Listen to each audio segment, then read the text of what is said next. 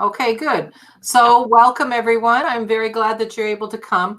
The purpose of us trying to get together tonight is just to know each other a little bit better and address any concerns you might have as you're starting the course. If you didn't have a chance to look at the recording or the orientation that Dr. Butler did at 8 o'clock, then I would recommend that you go back and look at that. She'll probably send the link out in about 24 hours. The students last term, though, recommended that we have this kind of meet and greet. So I'm kind of interested to hear from you afterwards if it's helpful or if it's not helpful. We thought it was. So what I'd like to do is we'll just go around and introduce ourselves and kind of share what your topic is or what you think your topic is and what your biggest fear is as you're starting on these clinical courses. And then we can get that out of the way, get rid of it, and go forward. So I'll go first. I'm Dr. Kathy Collins-Fulea. I'm a nurse midwife. I retired from clinical practice in December 2018. My last baby was in December 27th. Luckily, just before I ended the shift, she was very nice to do that for me. I'm a graduate from the Frontier DMP program, and I was first introduced to quality improvement work in the early 1990s in my role as a division head of midwifery for the Henry Ford Health System. Quality improvement was basically just a part of our organizational culture. We're continuously looking at ways to improve every day so that it kind of is second nature for me. And that's why I personally enjoy so much teaching in these courses, because I feel it's fulfilling to me to help you mold your projects and get them to the point where you're actually improving the care. My DMP project was titled Improving Timeliness of Obstetrical Triage Throughput in an Urban Tertiary Care Hospital. And the aim was to decrease length of stay in obstetrical triage patients by 20% over a 90-day period through using nurse-driven orders, improving communication, and through patient engagement. So that's me. I live in Canada, in Windsor, Ontario, right across from Detroit. I worked in Detroit all my life, never actually worked in Canada. And we have a house in Florida. So in the winter, I'm in Florida, and I'm up north in the summer. So right now I'm up north. And that's me. So who'd like to go next?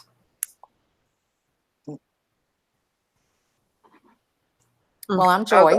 Okay.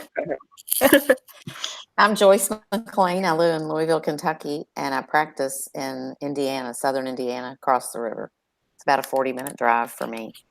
I work in a combination practice of occupational medicine, primary care, and immediate care. I probably spend most of my practice in primary care. I work in a totally independent practice with an MA and with a receptionist, and that's my small team that I've identified. We're going to focus on diabetes. Our clinic, I don't believe, is up to the guidelines that we should be following, just in lots of benchmark spots. So I'm pretty vague. I do have those 4 benchmarks identified, realizing after tonight that might change. But the whole idea is to bring our clinic up to what the hospital-wide system that I work for expects of all their primary care offices. We're kind of off the grid, so to speak, because we're in a work site that does everything. We dispense medicines. We take care of everybody and families, kids. So we're really, a lot of people don't know what we do. So a lot of our issue is to become on board with the standards that are expected in any primary care practice in treating diabetes. And to just get over some of that clinical inertia that I've found. I've been in this practice about 5 years. So I'm just really looking forward to improving the quality of this clinic. Can I just ask you a question? Sure. I've got a note here. Do you have to go through an IRB process for your work? Well, we thought that I was going to have to, but once they understood that I was not really I was quality improvement. They're good with it. So I did get an authorization, and so I'm thrilled. It didn't happen until almost the same week that the term ended. So wonderful. I was not thinking it would happen. You jumped over the first hurdle. Persistence. So I am a little nervous about this term, I'll tell you, because it just sounds very overwhelming. But I'm glad that we have a small group. I like that idea that we can work together and maybe help each other. Great. Well, welcome. Thank you. All right, so I'm Amarilli. I live in South Florida in Miami. I am currently practicing as a nurse midwife. I've been at this practice for about 7 months now. My project is going to be perinatal and postnatal depression screening. Currently at my practice, I've discovered that nobody screens. Like, they'll give the patient the Edinburgh scale and nobody will score it. Nobody will ask the patient anything about it. And I've already had a few patients that have landed on me by accident that are clearly depressed, and our population is just it is so high risk, and we are dealing with so many people who are previously, before the pregnancy, bipolar, anxiety, and none of these patients are being screened. So I'm hoping to implement that, and so far everybody seems on board with making that change in our practice.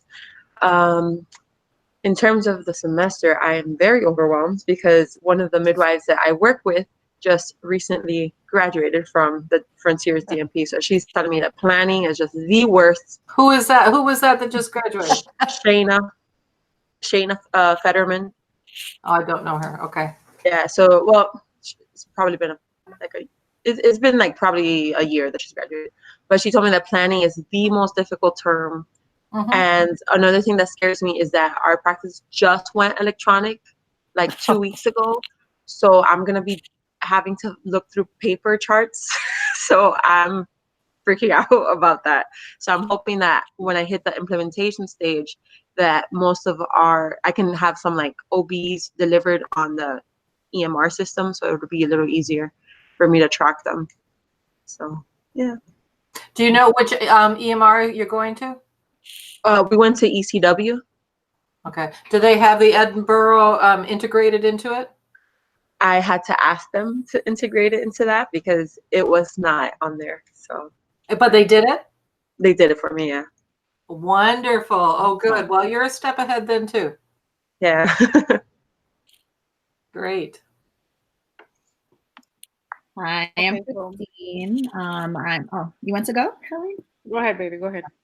My name is Christine. I'm a certified nurse midwife practicing in a full scope role in Brooklyn, New York. My current DMP project is appropriate screening and management of the obese gynecological patients.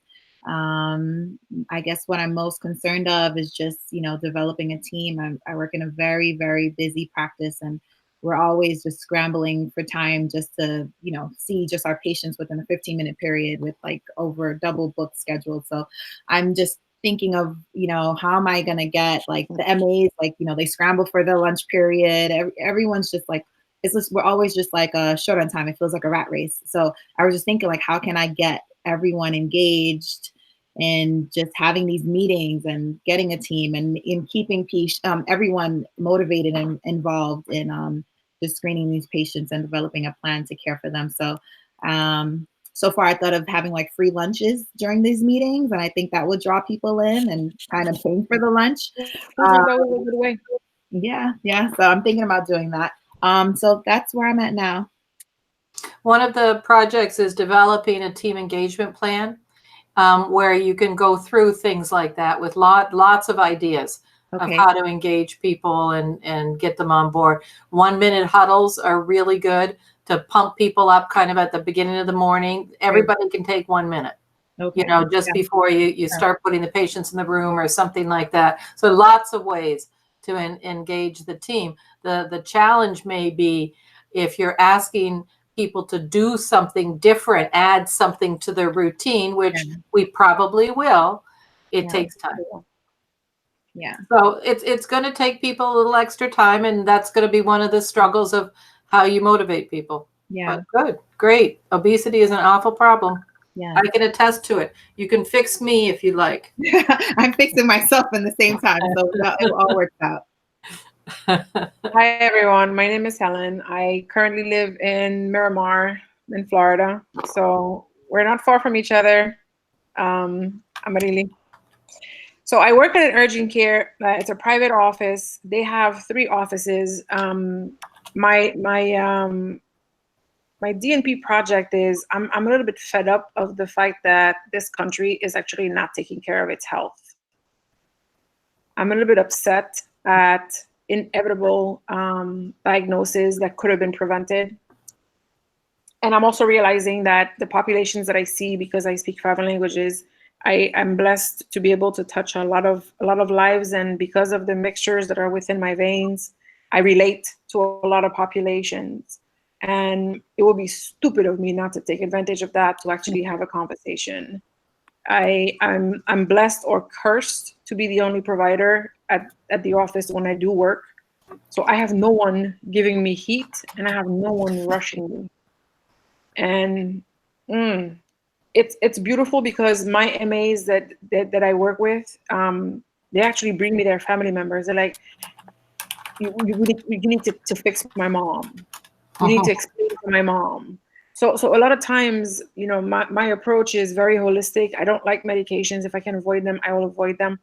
I'm a big plant person. I'm from Haiti originally, so we're plant people.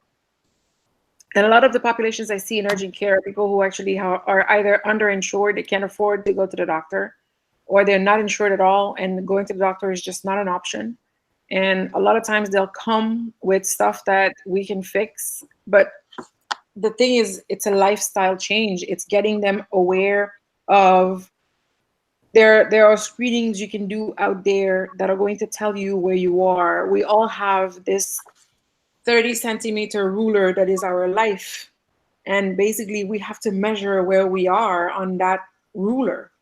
And my goal is to basically add value to their knowledge base, and basically make sure that when they walk out with a little bit more information as to what they need to look out for.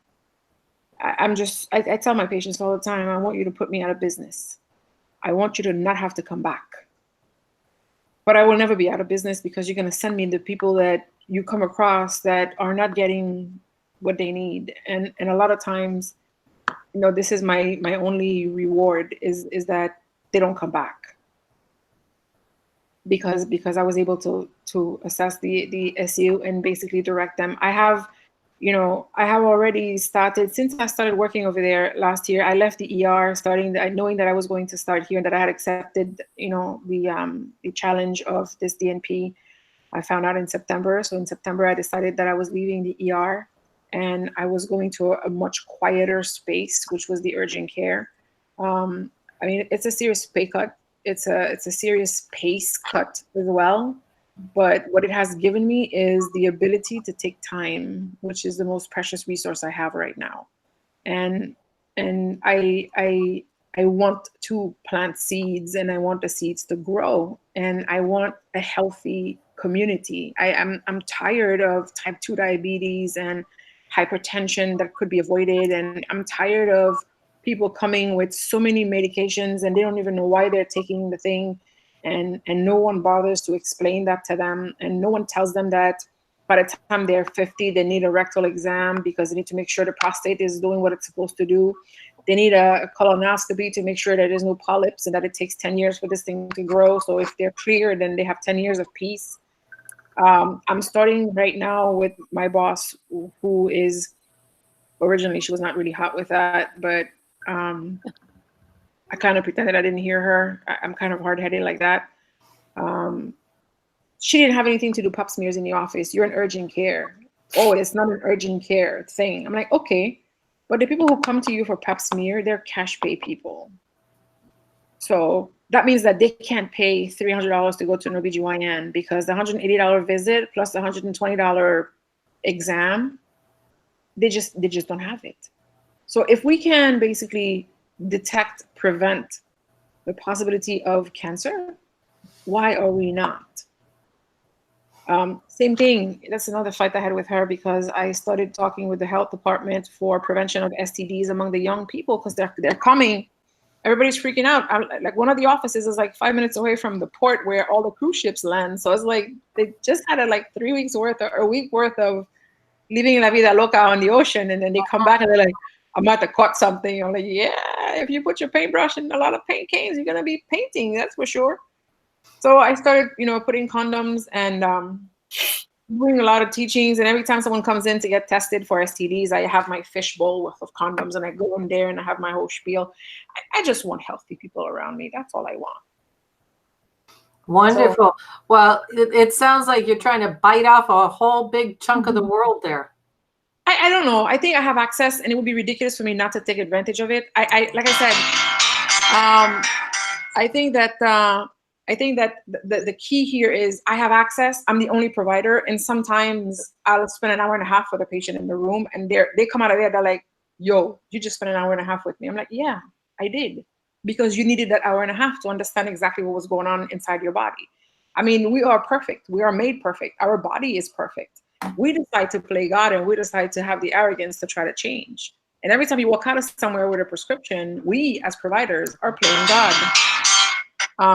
And we can't do that without knowing the consequences and what it's going to end up doing and creating as far as an imbalance. We're always creating an imbalance with a chemical agent. Yeah, you're absolutely right. I'm just a little worried that you've got a finite amount of time to do this project.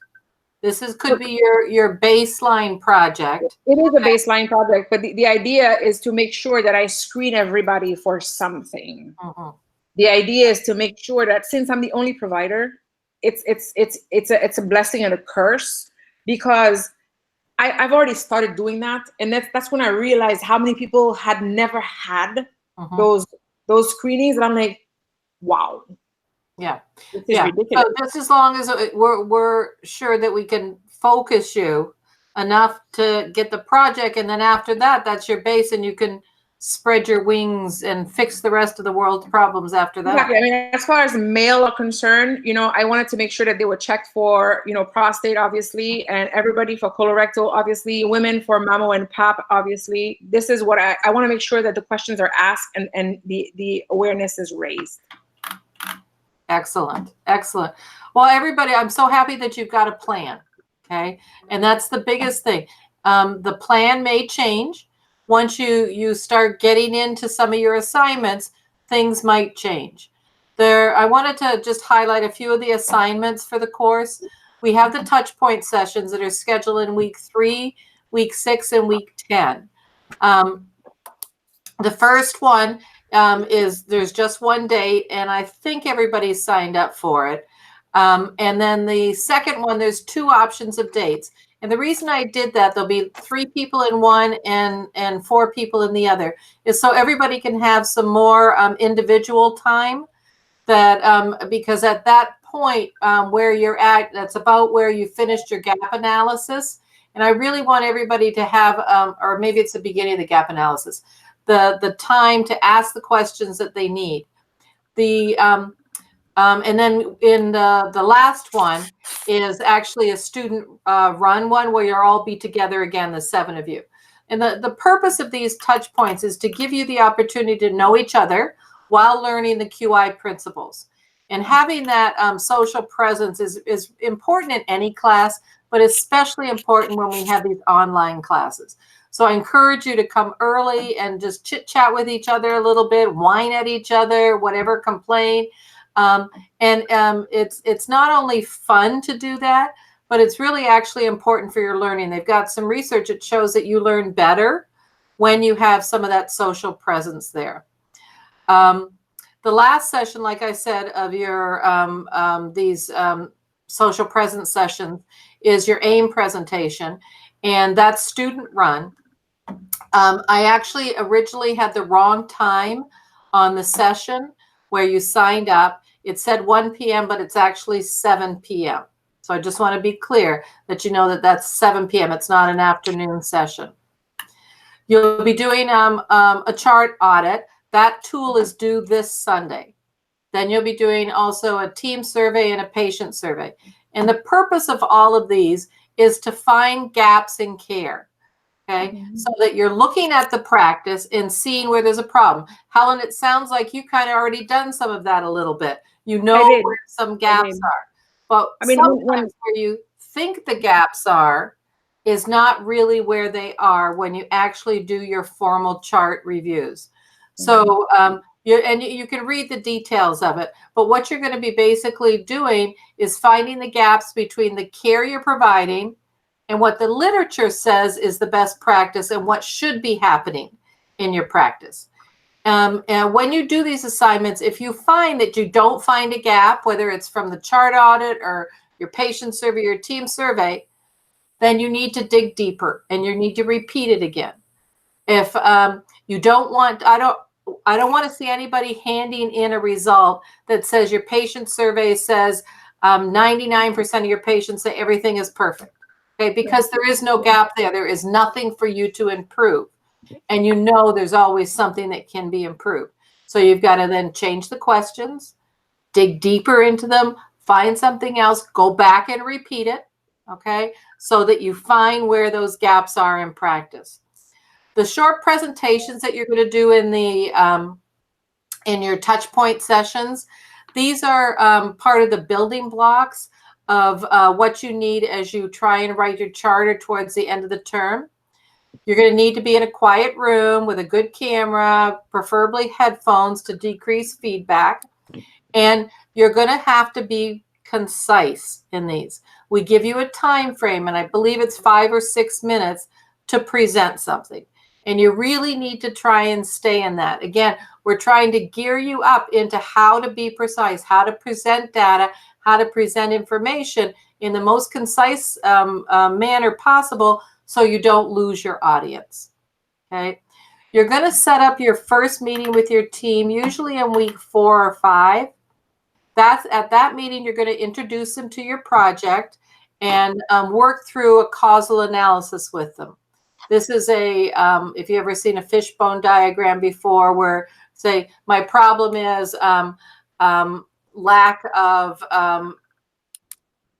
diabetes care. And you work through, how did we get to this lack of care? What is that's causing us to get to this lack of care? That's also going to help you identify some gaps, okay?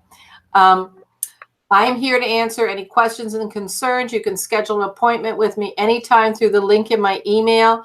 If you remember, send me a text when you make an appointment, especially if you make it for within 24 hours, because I'll usually look at my schedule maybe at 4 in the afternoon.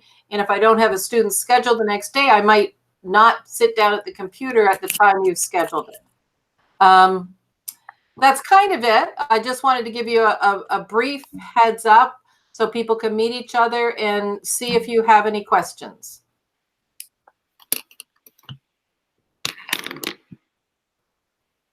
No, I appreciate the opportunity just to meet everyone, or at least everyone that's here. It's kind of breaks the ice a little bit, and look forward to working together as a group. Thank you. Yes, same. I did have one question. You, Dr. Fulea, you'll be on both Touchpoint 1 and 2? Yes. Okay. Thank you.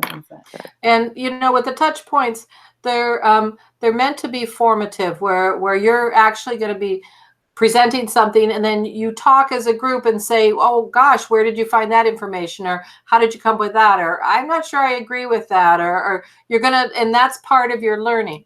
The first one, I'm probably going to do a little more teaching, because some of that you need to know some information.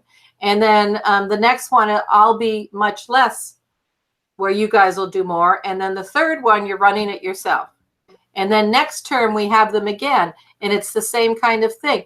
I'll do a little bit of teaching up at the front, but then really we're going through everything and talking, and you're presenting what your ideas are, and people are giving feedback on that. So there's that's how the learning occurs.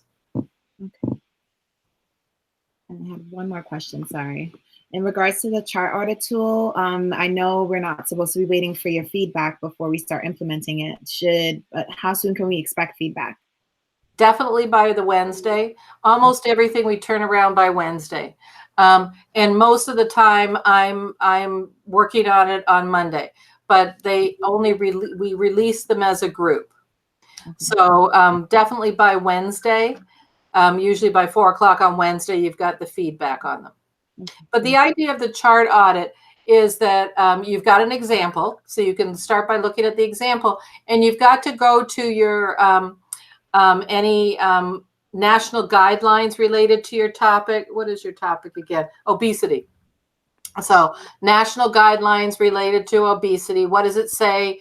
Well, we know there's guidelines on what the BMI should be and blah, blah, blah.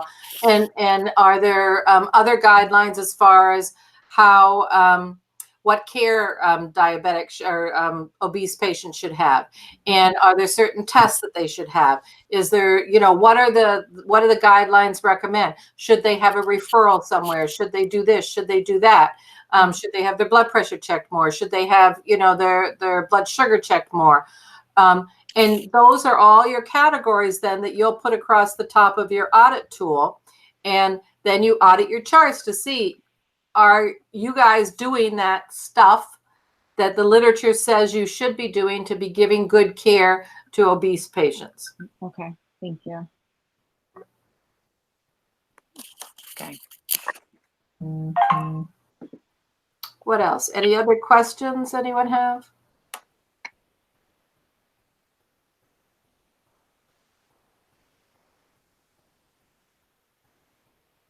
Okay, well then I will let you go so you have a little bit of time to yourselves, and I'll look forward to seeing your chart audits on Sunday night or Monday morning.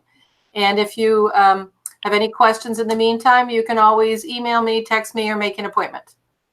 Okay, it was nice meeting everyone. I'm going to turn the broadcast off now. Thank you. Thank Good night.